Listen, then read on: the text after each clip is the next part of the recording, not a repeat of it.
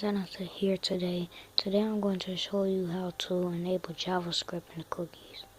So what you will do is you go to Chrome.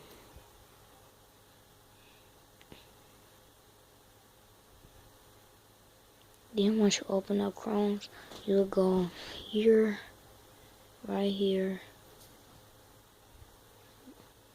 that little dot right there. So then once you click that, you go to settings.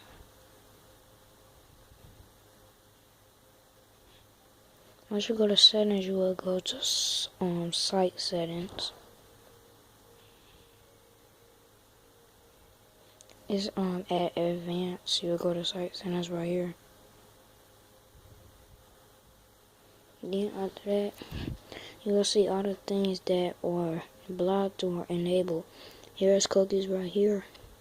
You can unblock it. I see it's blocked.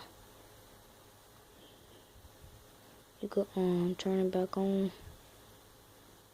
See, I just allowed it to be on. So then, if you see JavaScript right there, you will click that. Then after that, it says it's blocked. Go right here, click it, and then JavaScript is allowed. So that's how you do it. Thanks for watching. Leave a like.